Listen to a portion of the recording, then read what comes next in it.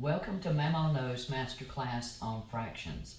Today our video will be dealing with mixed numbers and what they are and how to work with them. So let's get right down to it.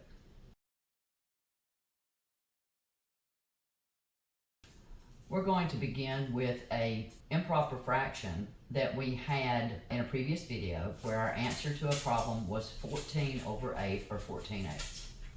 And what we're going to do is we're going to convert this to a mixed number. We referred to that before as an improper fraction, and it's improper because the top number is larger than the bottom number. So the numerator is larger than the denominator, which makes this an improper fraction. So in order to convert it into what's called a mixed number, we're going to divide the numerator, 14, by the denominator, 8, which is literally what the fraction says, 14 divided by 8.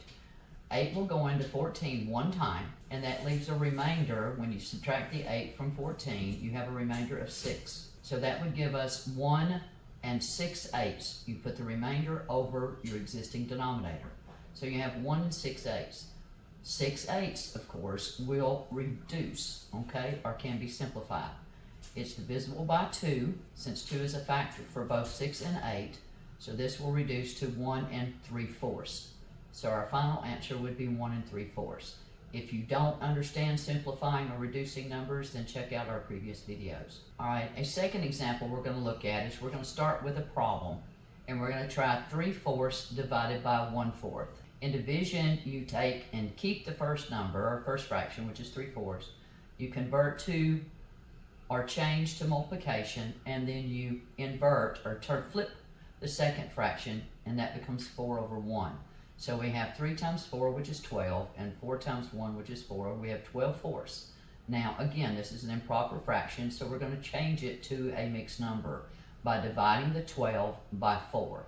4 will go into 12 3 times, but there is no remainder. When there's no remainder, I've seen people try to put 0 over the existing denominator, 4, but you don't need to do that. When there's nothing left, you simply have a whole number. So 12/4 would equal 3. Now let's look at a third example. On our third example, we're going to start out with the problem 2 and 5/8. We're going to put it up here on the board. 2 and 5/8 times 1/3. Now, in order to do this, we need to convert the 2 and 5/8 into a fraction. In this case, it would be an improper fraction.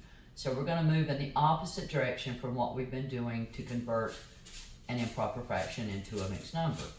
What you do is you take the whole number and you multiply it by the denominator. So you have 2 times 8, which would be 16. Then you add the existing numerator. So you have 2 times 8 would be 16, plus the 5 would be 21. You keep the same denominator, so 2 and 5/8 equals 21/8. Then we just say times 1/3. So 21 times 1 is 21. 8 times 3 is 24.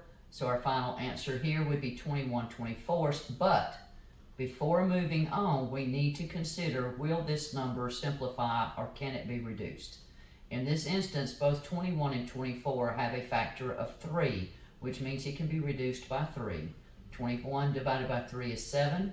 24 divided by 3 is 8. So 7/8 is our final answer. Now, if you have any questions about any of these different processes that we're covering here, just check with our previous videos. As always, we're going to include some bonus problems, and we're going to post them up here on the board for you. The answers to them will be included in the description for the video. I hope that you enjoyed this. If so, please be sure and like or subscribe to our channel. Our next video will be video 9 on how fractions and decimals are related to one another. Thank you.